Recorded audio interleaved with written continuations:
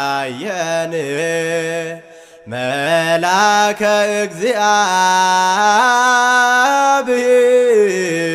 እግዚአብሔር ዘአውዶሙ ለእለ ይፈርዎ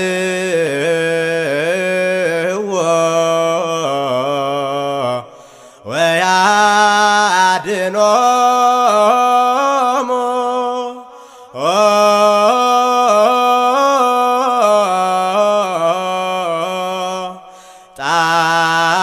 ጣዕሞ ወታእምሮ ከመ ኄር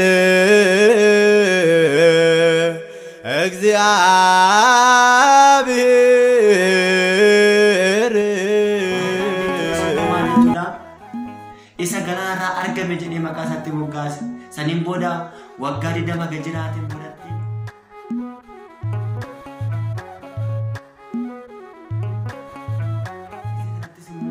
ergamaan qulqulluu Mikaa'el samiirraa barri isaa dhufee isa dha'ee lafaan dha'ee saniin boodatti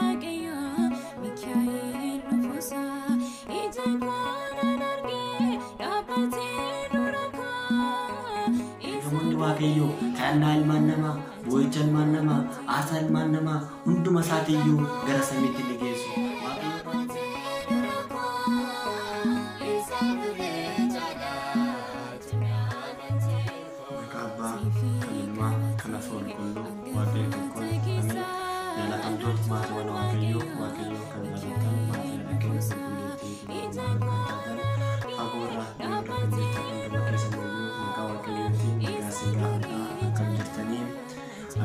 saati kana geechanii waaqayyoon gooftaa keenya Yesuus Kiristoos akka baay'ee nabii keenya akka baay'ee cubbuu hammeenya keenya osoo hin laallee eegee tiksee tasaati kana nu ga'e maqaan isaa baraatti kan kabajamee fi kan ulfaatu nufaa ta'u kan kabajamee fi kan ulfaatu nufaa ta'u maqaan isaa waamanii biraa hin haftuuti gargaarsa isaatiin kan irraa hin baane haadha waaqayyoo kan taate nuufis haadhummaa ishee fannoo jalatti kan arganne maqaan haala keenya qulqulleettii dabarummaa rameessa kabajamee fi kan ulfaatu nufaa ta'u toloonni ergamoonni waaqayyoo akka waaqayyo isaan eebbisetti akka waaqayyo kennaa isaaniif kennetti maqaa isaanii hundi isaaniitti akka kabajamee fi kan ulfaatu nufaa ta'u amiin baga guyyaa abbaa keenyaa qulqulluu ergamaa Mikaa'elaatiin isin ga'e nun ga'e isin jechuu barbaada hunduma keessaniyyuu kabajamtoonni fi jaalatamtoonni si'oontuu fagoorra dhiyoota teessanii kan hordofaa jirtan baga eebba isaanii sinirraa haa buluu baga isiniin gahe baga nun ga'e hundumaa isiniin jedha ayyaana gaarii isin faa ta'u araarsummaa eebba abbaa keenya wajjin haa ta'u har'a guyyaa har'a Mikaa'el kan kabajamee oolu sira ta'eef isa ilaalchisee waan xiqqoo wajjin ilaalla waan ta'eef abbaan keenya hunduma keenya akkuma laphee lidii arabanii nuufis laphee lidii arabanii jecha isaa dhageenyee firii 30 60 buusnee 100 buusnee dhaaltu mootummaa waaqayyoo weeddisu maqaa isaa akka taanu waaqayyo abbaan keenya hunduma keenya nu haa gargaaru hundumti keessanuyyuu warri maatii keenya hin taane sabiskiraayib gochuudhaan maatii keenya ta'a warri keessa jirtan immoo viidiyoo olaanoo kan ta'e laaltanii kana laaltanii yoo isinitti tole laayikii sheer gochuudhaan nu hordofaa maatii keenya ta'a isiniin jedha kana taansee kallattumaan gara guyyaa har'aa barumsa guyyaa har'aatti wal qabatee wanti koo jilaalaa waaqayyo abbaan keenya icciitti fagaatee nu dhiyeessee isa bakka hunduma isaa nuuf ibsee jecha isaa akka dhageenya abbaan keenya gidduu keenyatti argamee nu haa barsiisu kinoo warroota hangafootaa keessaa tokko Mikaa'el na gargaaruuf dhufeera kinoo warroota hangafoota keessaa na gargaaruuf Mikaa'el dhufeera eenyuuf jedhee jecha kana raayicha Daani'el boqonnaa 10:13 irratti ni argama jechuudha kinoo na gargaaruudhaaf Mikaa'el dhufeera abbaan keenya qulqulluu abbaan keenya raajichi Daani'el gizee dhiphataa turetti gizee rakkachaa turetti kan isa gargaaraa ture kan isa wajjin taa'aa ture bakka rakkinaatti bakka dhiphinaatti kan isa gargaaraa ture qulqullicha Mikaa'el ta'uusaa macaafa isaa raajichaa boqonnaa 10:13 irratti ibseera maaldaafi gizee rakkinaatti yeroo dhiphinaatti kan nu gargaaruu danda'u ergamoota waaqayyoodha ergamaa waaqayyoo Mikaa'el na gargaaruuf dhufeera innis immoo na baafateera jedhee gizee ergamoota keessaa kan Mikaa'el na gargaare hangafoota ergamoota keessa.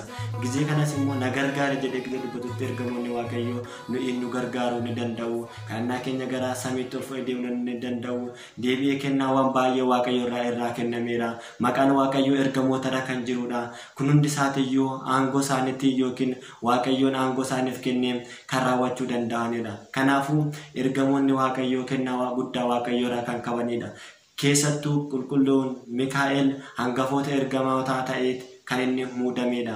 Eeruudha kaasee guyyaa Seexanaa'el hangafoota ergamootaa gizee ta'ee turetti achirra kaasee samii irratti lolli guddaan ni ta'ee jedha mul'ata Yohaannis boqonnaa 12:7 kaasanii yoo dubbisan jechuudha. Lolli guddaan ni ta'ee saniin boodattis jawwichii fi qulqullichi Mikaa'el wal lolanii innis immoo ni moo'ate gara biyya lafaattis ni darbate jedhee ni dubbata jechuudha waa'ee qulqulluu Mikaa'el jechuudha. Kanaafuu qulqulluu Mikaa'el lola sanarrattis immoo isaan injifatee gara biyya lafaatti akka darbatamu ni ta'ee jedha. Kanaafuu guyyaa irraa kaasee ergamaan qulqulluu Mikaa'el hangafoota ergamoota ta'ee warroota 99 nagara 99 yookiin qomoo 99 saniidhaaf maal ta'ee muudame hangafa ergamoota ta'ee muudame. Inni kun yookiin qulqulluu Mikaa'el yookiin Mikaa'el jechuun kan akka waaqayyoo eenyudha. Maalin inda እግዚአብሔር kan jedhu jechuudha. Maalin eenyudha kan akka waaqayyoo jedhee kan dubbate jechuudha. Hiikni maqaa isaa yoo ilaalla jechuudha. Ergamaan qulqulluu Mikaa'el kun yeroo rakkinaatti yeroo dhiphinaatti namoota baay'ee baasa ture. Namoota baay'ees immoo gaggeessa ture.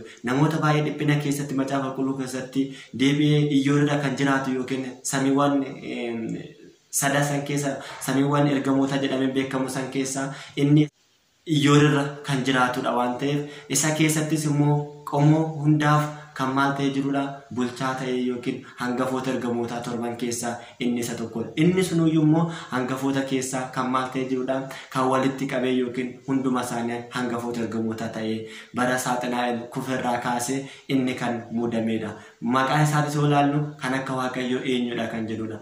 Macaafa qulqulluu keessattis bakka baay'eetti namoota gargaaraa turedha. Namoota rakkina baasaa turedha. Namoota dheebuu baasaa turedha. Immoo deebi'ee biyyoota Israa'el biyyoota Gibsii keessa gizee bahanitti isaan gaggeessa turedha. Iyyaasus immoo gargaareedha. Iyyaasuu boqonnaa 5:13 irratti dubbisan Iyyaasuun gizee rakkatee turetti yeroo dhiphatee turetti maal ta'ee ture billaa qabatee isatti mul'ate jedha. Raayicha isaa Iyyaasuutti jechuudha. Gizee isatti mul'atutti ati garee kooti moo garee isaaniitti jedhee gizeetti dubbatutti garee keessaniidha jedhee namoota baay'ee rakkina keessaa baasaa turedha. Namoota baay'eedhaafis immoo kadhachaa turedha qulqullichi ergamaa Mikaa'el jechuudha. Kanaafuu qulqullichi Mikaa'el yeroo baay'eedhaaf rakkina keessa kan nu baasudha. Yoo nuti itti amannee kadhanne yoo nuti itti amannee waan isa waammanne inni waaqayyoo irraa dhufeetoo kan rakkina keessaa nu baasudha. Saboota Israa'eliin kan gaggeesse galcheedha. Qulqullichi ergamaan Mikaa'el jechuudha. Daani'elis kan gargaaredha. Iyyaasuu raayicha Iyyaasuus kan gargaaredha macaafa qulqulluu keessatti kan argamudha. Kanaafuu waa'ee qulqulluu Mikaa'el macaafa keessatti yeroo baay'ee ka'aa tureera. Immoo deebi'ee yeroo baay'ee ergamoonni waaqayyoo naannoo isaanii maal ta'an warroota waaqayyoo namana warroota waaqayyoo sodaatan ergamoonni naannoo isaanii ni buufata yookiin ni eegu isaanii ni tiksu jedheetu macaafa qulqulluu irratti akkuma dubbatu guyyaa har'aamoo yookiin guyyaa boruu waxabajjii bultii 12 yookiin guyyaa 12 guyyaa adda ta'ee kan itti kabajamee ooludha. Innis maalidha yoo jettan seenota 3 kan argamudha. Isaan keessaa guyyaa irraa kan 2 laalu jechuudha. Innis seenaa guddaa qulqulluun Mikaa'el guyyaa kabaja isaa ta'ee namoota 2 gargaara itti baasedha. Itti gargaaree rakkina keessaa du'a keessaa gara jireenyatti dhiphina keessaa gara gammachuutti kan itti jijjiiredha. Inni tokkoffaa irratti nama tokko ture. Namni kunis immoo nama waaqayyoo sodaatu jedha. Seenaa yookiin dirsaana isaa yookiin seenaa qulqulluu Mikaa'el yoo dubbisan jechuudha. Nama waaqayyoo sodaatu ture. Yeroo baay'eedhaan waaqayyoo sodaachaa ture. Inni sunis immoo seenaa qulqulluu Mikaa'elaaf ji'a ji'aan yaadannoo isaa raawwachaa ture. Gizee raawwatu kanattis immoo ollaa isaa namni isa jibbu tokko ture. Namni kun sooressa ture jedha. Kan isa jibbu kun baay'ee sooressa ture. Inni ji'a ji'aan seenaa kana raawwateera gizee jiraatutti akkas jedhee gaafachaa ture. Yeroo baay'ee dhiphisaatu akka inni hin gaggeessineef akka inni seenaa kana raawwanneedhaaf saniin boodatti guyyaa deemee inni sun abbaa isaa sun ni boqate. Osoo hin boqatiin duratti garuu akka addaan hin kunne yaadannoo kana haadha manaa isaatti dhaame ture jedhe. Yaadannoon qulqullootaa bara baraaf akkuma jedhee macaafa qulqulluu Maatiyos boqonnaa 10:40 akkuma dubbate jechuudha. Yaadannoon qulqullootaa amma bara baraatti jedhee kan dubbateef isa kanaafidha. Yaadannoon isaanii amma bara baraattidha. Amma bara baraatti kan ta'u innis immoo yaadannoo akka addaan hin kunne jedhee itti dhaame. Saniin boodatti innis ni boqotee jedha. Gizee boqotu kanattis immoo haati manaa isaa ulfa turtee jedha. Gizee ulfa turte kanatti guyyaan da'umsa ishee gaheen ciniinsu guddaan ishee ni qabe. Gizee ishee qabu kanattis immoo qulqulluu ergamaa Mikaa'el ni waammatte. Ergamaan qulqulluu Mikaa'el samiirraa dhufee manni ishee ifaan ni buutee jedha. Galanni Waaqayyoof haa ta'u. Isheenis mucaa bareeda ni dhalte ni deesse. Haga deesseen boodattis immoo akkas jedheetu dubbate. Mucaan dhalate kun isa naannoo keessa hin jiru, isa ollaa keessa hin jiru, isa sin hacuucu, isa sin jibbu kun irratti maal ta'u moo'ee ni jiraatu. Isa irratti moo'ee ni jiraatu yookiin immoo ni dhaala. Qabeenya isaa hundaa isa fudhataa jedheetti dubbate. Galanni Waaqayyoof haa ta'u. Saniin boodatti dubbii kana sooressichi yookiin abbaan qabeenyaa kun ni dhaga'ee jedha. Waan dhagaheetti wanti kun narratti akka raawwanneef jedhee siistama yookiin mala adda addaa barbaade akka haala harka isaa keessa galfatu jechuudha. Innis immoo guyyaa muraasan boodatti isheen guddisuudhaan waan hin dandeenyeef siifan guddisaa jedhee qarshii birrii 2 kenneefi irraa fudhatee jedha. Haga irraa fudhateen boodatti inni garuu guddisuuf miti yaa ijoollee Waaqayyoo. Gaarii isaa yaadatii miti isa balleessuudhaaf malee. Haga fudhateen boodatti siree yookiin saaxinii hanga isaa gahu yookiin qumatii isaatiin yookiin dheerina isaatiin lakkaa'ee haga tolcheen boodatti isa keessa gaa'ee gara galaanatti gatee jedha. Waaqayyoon garuu nama kamiiyyuu gizee boolla namaa kote kamiiyyuu Waaqayyoon dabarsee nama laatu. Waaqayyoon dabarsee diinam nama laatu. Waaqayyoon namni yoo yaadayyuu Waaqayyoon yoo dabarsee si kenne ta'e homaayyuu ta'uu hin danda'u yaa saba Waaqayyoo. Inni garuu boolla saaxinii isaaf qopheessee galaana gubbaatti gate. Deemsa guyyaa 20 deemuun boodatti haga deemuun boodatti galaana sana keessa galaana daaretti yookiin gara odolaatti darbatee jedha. Dalalee yookiin dalalee jedhu isa wajjin daaretti darbatee jedha. Haga achi gaheen boodatti namni ni argate. Qulfii sanis immoo galaana keessa ni darbe. Qulfii galaana keessa darbe qurxummii ni liqimsee jedha. Isa sanis immoo deemsa guyyaa 20 yookiin guyyaa 20 deemamu haga fuudhee deeme bishaan galaana maddeetti gatee namni hoolaa eegu namni tiksee ta'e tokko ni argatee jedha. Gizee argatutti mana isaatti fudhatee galee jedha. Haga mana isaatti fudhatee galee wanta kana banuudhaaf qulfii dhabe. Akka godhu dhabe Waaqayyoon isa kakaasee akka gara laga saniitti deemuu godhee jedha. Waaqayyoon gara tokkoonis isatti wantoo jedhee isa kakaasee ni deemee jedha. Deemee qurxummii bakka qabu kana maddii ga'e. Gizee isa maddii ga'u maqaa akka kiyyaan qurxummii naa qabe jedhee gizeetti dubbatutti innis maqaa isaatiin qurxummii qabeef qurxummii guddaa qabeef mana isaatti fudhatee gizee galutti qurxummii isa keessaa qulfii yookiin furtuu argate. Galanni Waaqayyoof haa ta'u. Innis gizee banu mucaa baay'ee bareedaa daa'ima ta'e argate. Inni mucaa qabu waan ta'eef akka guddisuuf akka mucaa isaatti laafuudhaaf Baahiraan jedhee itti moggaase. Baahiraan jechuunis immoo maal jechuudha? Isa galaanarraa argame jedhee maqaa isaatti moggaase. Saniin booda waggaa 20 gajiraatiin boodatti namichi isa bishaan keessatti gate du'e jedhee yaadu sun garuu Waaqayyoon dabarsee san ka'e inni jira waan ta'eef daldalaaf deemee jedha. Daldala immoo guyyaa muraasa keessatti deebi'uu hin danda'u. Sila maal ta'eef laga baay'ee ce'ee tabba baay'ee ce'ee akka ammaa kana haalli isaa mijataa hin taane waan ta'eef guyyoota dheeraa bulaa galaatidha kan deemaa turan. Saniin boodatti gizee deemu kanatti karaa irratti itti dukkanaa'ee jedha. Achi bulee mana namicha kanaa jechuudha. Mana guddisaa Baahiraan kanaatti. Gizee achi ga'uttis immoo gizee achi ga'utti buluudhaaf na bulchaa'ee jedhee gizee ga'utti bulaa manni waan Waaqayyooti jedheetti dubbata.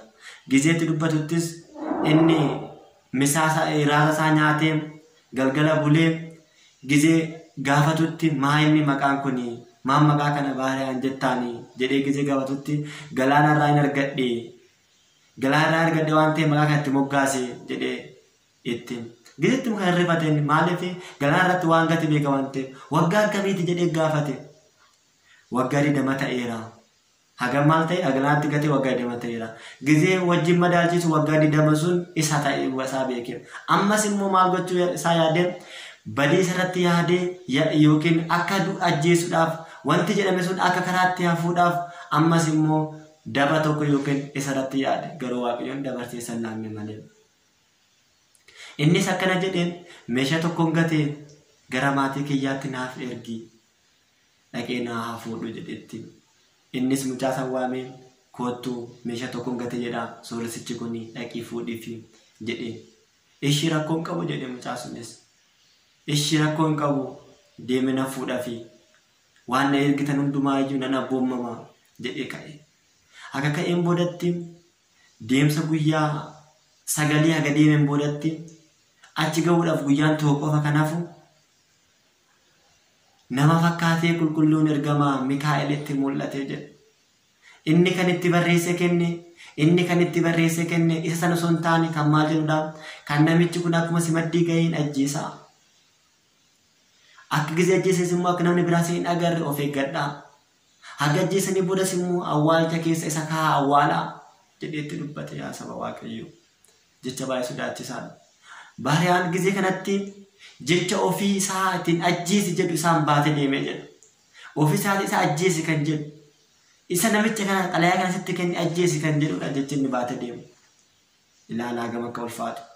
Inni garuu Waaqayyoo wajjin jira waan ta'eef, Waaqayyoon isa duuka jira waan ta'eef, qulqulluun ergamaa Mikaa'el isa wajjin jira waan ta'eef dabarsee isa hin laanne. Xalayaa du'aa ofii isaatiif baattatee deemee jedha. Xalayaa isa ajjeesi jedhu baattatee gara maatisaatti deemee jedha. Garuu ergamaan Mikaa'el samiirraa dhufee maal baattee deemte yaa dargaggeessa nana jedhee gisee gaafatutti ana sooressa natti kenne dhaqiitoo itti geessinaan jedhee natti dubbate. Anis immoo wanta kana kennuu hin danda'u kanaafuu dirqama fuudhee deema jedhee gisee dubbatutti as kenni jedhee gisee gaafatutti innis immoo sodaatee itti kennee jedha. Gisee itti kennu kanattis isa sanirraa kaasee bakka isaa san maal buusee namicha dhufe kana intala koo kan taate itti fuusisaa. Qabeenya koo isa keessatti isa alaa hunduma isaatiiyyuu inni haa abboomu yookiin inni haa ejeju. Deebi'ees immoo loltoota kooti hunduma isaatiiyyuu inni haa to'atu. Wanta kamiyyuu dafee hin dhufu jedheet qulqulluun Mikaa'el jecha dabaasan jijjiiree isa du'aa san irraa haqee isa kana bakka buuse. Galanni Waaqayyoodhaaf haa ta'u. Saniin boodatti inni kana baattatee gisee ga'utti akkuma inni ajajetti chaabbannis immoo chaabbaa hin jijjiiramne chaabbaa namichaatti irra jira sooresichaa jechuudha. Saniin booda achi gahee akkasumatti isaan raawwatanii fi sargii hundumaa godhanii fi sirna mana kiristaanaatiin sirna takliilitiin aga godheefiin boodatti hunduma isaanii xumuranii gammachuu hundumaa gammadanii guyyaa 40 booda namichi sun bakka ture ka'ee deebuudhaaf ka'e. Gisee ka'utti naannoo mana isaa gisee ga'utti gammachuu mana isaatti ibsachaa turan. Maayinni gammachuun kuni kan mana kootiis gammadan kuni faaggan mana kootii afuufan kuni ulullee mana kootii afuufan kun maayinni jedhee gisee gaafatutti ati maali haa fuudhu jettee itti nimni mucaa baay'iraan jedhamu sanitti inni mucayyoo ta'e fuudheera qabeenya keetis hundumaayyuu abboomee yookiin ejejeera aangoo ittiin kennineef ati jedhee gisee dubbatutti inni ajjeesi jedhee waan jedheef rifaatu guddaarra kan ka'e fardarra lafa dha'ee sa'a sanitti du'ee jedhe.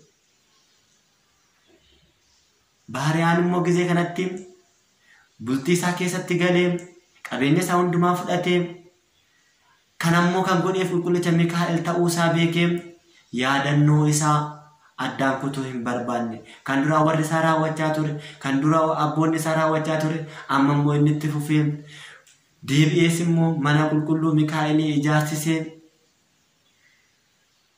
yaadannoo isaati immoo ji'aan itti fufsiisee lubummaa isaa argatee waggoota baay'eedhaaf haga umrii isaa lafa kanarra jirutti qulqulluu Mikaa'el ji'aan kabajaa kan turedha. Yaadannoo isaa gochaa kan turedha. Seena isaa kan jijjiire waan ta'eef isa kana seenaan kun guyyaa waxabajjii 12 yookiin sanee 12 kan jennu kanana jechuudha. Qulqullichi Mikaa'el guyyaatti baariyaan maal godheedha isa xalayaa du'aa ta'e gara gammachuutti kan jijjiiredha. Gara gammachuutti jijjiiree kan maal godheedha isa du'aa itti barraa'ee ture gara gammachuutti jijjiiree fi akka jiraatu kan isa taasisedha. Inni kun seenaa guddaadha waan ta'eef guyyaa kana dirsaana qulqulluu Mikaa'el irratti kan barraa'ee jirudha.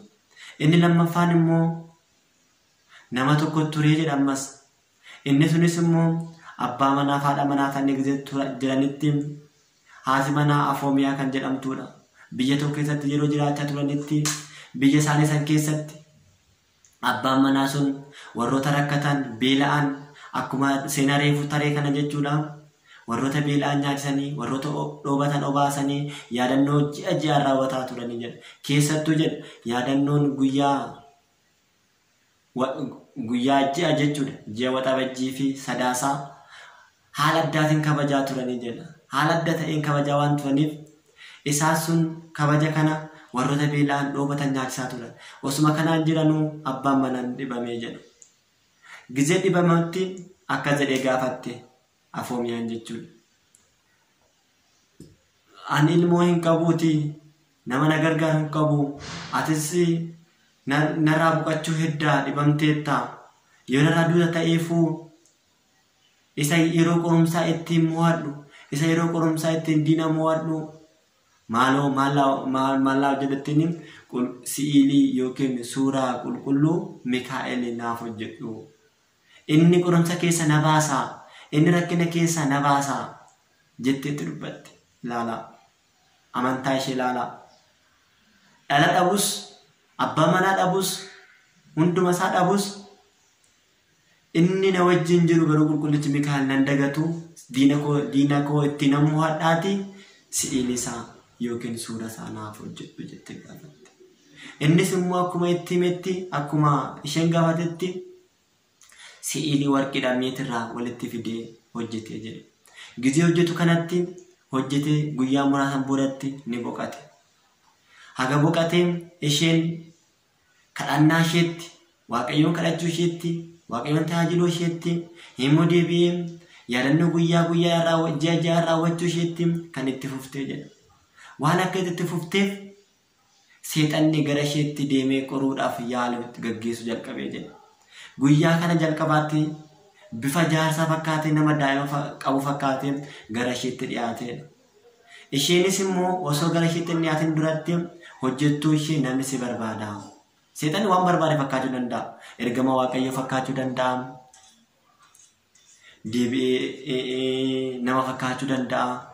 Jaarsa fakkaachuu danda'a. Monoksee fakkaachuu danda'a.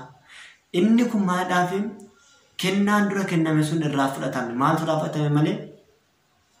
Ogummaa yookiin ogummaa isaas irraa fudhatame. Aangoo isaa irraa fudhatame. Ergamoota yookiin hangafa ergamoota ta'uu isaa irraa fudhatame malee maaltu irraa fudhatamne? Kennaan dura kennameef sun akkuma ergamoota kaanitti wanta kamiyyuu fakkaachuu danda'a waan ta'eef. Saniin boodatti jaarsa fakkaatee daa'ima baasee gara isheetti dhaqee gara mana isheetti. Gizee dhaquutti hojjettuun namni si barbaada itti dubbisseef. Koottuu Waaqayyo wajjin kadhanna jedhiini. Koottuu Waaqayyo wajjin kadhanna jedhiini. Jettee gara suuraa Mikaa'el mana jirutti ol deemee seente jedha. Lakkii jedhaan inni immoo lakkii ani kadhadheen dhufee. Siifis ofiifis kadhadheen dhufee. Kadhannaan kun hunduma keenyaaf godheera. Hunduma keenyaaf raawwachaan tureera. Jedhee ilaala seestama isaa itti dubbata. Gizee kanatti isheen maal jettiin?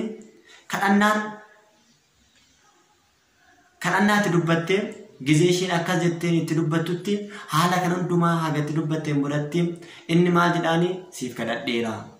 Ofiifis kadhadheera jedhee itti dubbata.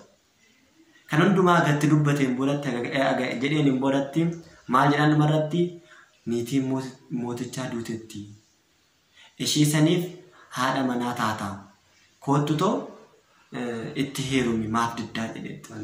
Maadhaaf namoonni baay'ee kanaan dogongora jedhee waa yaaddu seexanichi. Seexanni gara kanaan jiru baay'ee hamaa sila ta'eef namoota baay'ee akka dogongorsee jiru waan beekuuf jechuudha. Seexana jiran keessa seexanni gara kanaa baay'ee hamaadha jedha abboonni keenya. Baay'ee namoota baay'ee kan kuffise gara kanaan faarfattoota, daaqonoota, barsiisota baay'ee isa kan kuffise gara kanaan waan ta'eef. Innis gara kanaan itti fakkeessee gara isheetti dhiyaatee maal jedheeni koottuu niitii mootittii jedhana. Niitii mootittii duutetti koottuu gara ishaatti seenamsi jedhee itti dubbata.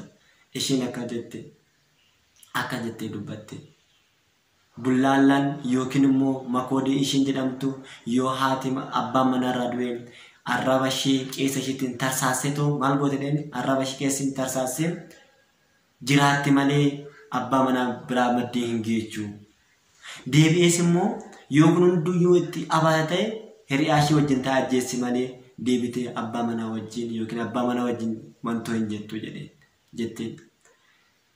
Inni gizee kanatti dubbatutti gizee kana itti jedhutti kan hundumaa hagatti dubbateen boodatti haga isheenis akkana jetteen boodatti kootuu si'ilii yookiin suuraa Mikaa'elii kana dhungadhu hagaati jaarsi yookiin moloksee taate jettee fuutatti qabdi. Gizee kanatti gizee suuraa isaa qabattee sittutti itti deemtutti inni maal godhee hin baqatee jedha hin kaatee jedha akkas jedhee dhalatee jedha waxabajjiitti jedheen waxabajjiitti maalli goona gara kee dhufee kan Mikaa'el namoota kana siifan godhaa jedheetti dhalatee deema. Dhalannoo guddaadhaan jechuudha dhalatee gammaddiidhaan sokke. Saniin boodatti dhalatee gizee deemutti waxabajjiin guyyaa hunda ga'ee jedha. Amma immoo maal fakkaatee dhufa bakka hirriba isheetti. Isheen kadhannaan jabaattee waaqayyo ishee kadhattee qulqulluu Mikaa'el yaadannoo isaa akkuma gootti kan jirtudha. Saniin boodatti waxabajjii ergamaa qulqulluu Mikaa'el fakkaatee gara isheetti dhaqee jedha. Gizee dhaquus immoo akka jedheen kadhannaan kee si dhagahameera. Soomiin kee saganni kee si dhagahameera. Waaqayyo maddii si dhagahameera. Kanaafuu guyyaa gaafa dhiyoo akkasitti dhaatee ture. Anaarra immoo isa sirraa balleessuun dhufe jedheen harka isaa irratti garuu maal hin qabu fannoon qabu. Harka isaa fannoon qabu. Isheenis kana laaltee harka isaa irratti maaliif harka irratti fannoo dhabdee maaliif fannoo hin qabaanne jedheetu dubbatte. Ani isaan mo'uun dhufe malee fannoo hin qabu ofirraa jedhee gadi dubbatutti ishii jetteen ishii kottu haga ergama waaqayyo taate ati eenyudha ergama waaqayyo fakkaattu harka irra homaa hin qabdu eenyudha jettee gadi qabatutti kottu moo suura kana dhungadhu jettee gadi deemtutti aara guddaarraa kan ka'e maal godhe gara isheetti utaalee ishee qabatee jedhe balleessuudhaaf yookiin miidharraa ga'uudhaaf ishees akkanatti waaqayyo kanatti. Yaa Mikaa'el diina koo humna diinaa koo harkaa na baasii jettee kadhatte. Gizee kanattis immoo ergamaan qulqulluu Mikaa'el samiirraa barrisaa dhufee isa dha'ee lafaan dha'ee saniin boodatti innis akkas jedheen maaloo haga addunyaan kun jirutti nan balleessin jedhee sitanichisa kadhate. Innis lammata suura keetii fi bakka jechi keetii fi bakka yaadannoo kee gaggeeffamu kamiyyuu hin gahu jedheetoo kakateef. Hakateef boodatti innis akkasitti seexanicha san hidhee qabe. Saniin boodatti haga isa irraa balleessee haga isa irraa hari'een boodatti maal godheen afoomiyaadhaan qulqullichi ergamaa Mikaa'el akkas jedheen hunduma isaatiiyyuu siif raawwatameera. Kadhannaan keetti siif dhagameera. Kan duraa sun laafsobaa kan seexanii jechaa ture sun jechuudha. Amma garuu ergamaa qulqulluu Mikaa'el dubbachaa jira. Hundi isaatiiyyuu si dhagameera. Waaqayyo maddii si dhagameera. Boo'ichi kan kee kadhannaa kan kee. Kanaafuu ati ni boqotta gara mana waaqayyo deemi. Ni boqotta gara mana waaqayyo deemi. Gara abbaa keetittis immoo gara abbaa manaa keetittis sin geessa. Abbaan manaa ishee jechuudha mootummaa waaqayyoo keessa jira gannatti keessa jira waan ta'eef gara isaatti sin geessa jedheetti dubbata. Saniin boodatti innis immoo fuudhee gara maalitti geessa gara abbaa manaa isheetti geesse. Gara gannatitti jechuudha haga mootummaa waaqayyoo dhufutti kan namni keessa jiraatan keessatti. Saniin boodatti isheenis osoo kan raawwataniin duratti maal gootee gara mana isheetti deebitee wanta qabdu hundumaa gurgurtee abbootaa hundumaa waamtee hundumaayyuu rakkatootaaf hunda isaatiiyyuu hirteen boodatti maal goote saniin boodatti dhumarratti si'ilii duraan ittiin turte mana ishee ture sun ani abbaa manatti ishee kenname san ni dhungatte. Gizee dhungattutti koolaa godhatee balali'ee mana qulqullummaa maqaa Mikaa'elitiin ijaarame keessa gahee jedhe achi keessa qubatee jedhe ilaalaa seenaa waaqayyoo. Maaliidhaaf kan hundumaa kan godhe nama maqaa Mikaa'elii waammatudha. Nama maqaa Mikaa'elii waammatee yaadannoo isaa godheedha. Yaadannoo qulqulloota bara baraatti jedhee waaqayyoon akka dubbate. Namoota lamaan kana waxabajjii yookiin guyyaa boruu kan maal godhedha kan gargaaredha.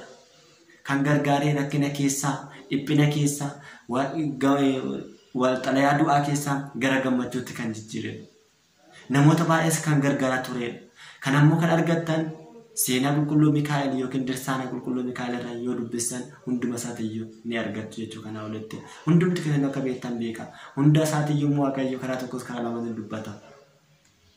Kanaafuu waxabajjiin kun kan ittiin yaadatamu, kan ittiin kabajamu isa kanaafidha. Ergamoonni Waaqayyoo kadhannaa ilmaan namaa, boo'icha ilmaan namaa, aarsaa ilmaan namaa hunduma isaatiiyyuu gara samiitti ni geessu. Waaqayyo irraa immoo beekumsa, ogummaa, kennaa adda addaa gara ilmaan namaatti fidee dhufu. Aarsaa keenyas gara samiitti fuudhanii deeman. Waaqayyo fuuldura dhaabbataniis immoo ilmaan namaatiif ni kadhatan. Akkuma raajiin Zakkaariyaasitti dubbatan, yaa Waaqayyo koo ummata Israa'el hanga yoomitti gabrummaa Gibxii tursiisaa jedhanii gaafachaa turan. Har'as yeroo rakkina keenyatti, yeroo dhiphina keenyatti, yeroo nuti rakkannutti Waaqayyo fuuldura dhaabbatanii kan nuuf kadhataniira. Araarsummaa isaatti kan amannuudha. Waaqayyo irraa aangoon kenname balleessuun, jiraachisuun kan isaaniif kennamedha. Waaqayyo irraa humni Waaqayyo kan isaanirra jirudha. Eeliin Mikaa'el jedhee, Gabri'eel jedhee, Eeli kan jedhu humni Waaqayyo yookiin maqaa Waaqayyo ergamootarra jiraachuu kan nutti himudha. Kanaafuu ergamaan qulqulluu Mikaa'el kan itti gargaare, namoota baay'ee kan itti gargaare, guyyaa kanas immoo seenaa addaa kan itti gaggeesse waan ta'eef hundumti keessanuyyuu barakanni abbaa keenyaa qulqulluu Mikaa'el hunda keenya wajjin haa ta'u. Eegumsi isaa warroonni dhiphatan, warroonni rakkatan hunduma keenyayyuu haala jiru keessatti, biyya jiru keessatti Waaqayyoon abbaa keenyaa qulqulluu Mikaa'el nuuf ergeen araarsummaa isaa eebbisaa nurra haa bulu, nu wajjin haa ta'u isinin jedha. Galanni ulfinni Waaqayyoof haa ta'u. Amiin. Hanga kutaa biraatti walitti deebinutti nagaan nu tura. Warri miseensa keenya hin taane subscribe gochuudhaan miseensa keenya ta'a. Warri immoo viidiyoo isinitti tole laaltaniin share, like gochuudhaan nu jajjabeessa jedheen maqaa Waaqayyootiin isin gaafadhaa. Isa balleessine, isa dogongoru ergamoonni Waaqayyoo haa sirreessanuu. Galanni ulfinni Waaqayyoodhaaf haa ta'u. Nagaan tura.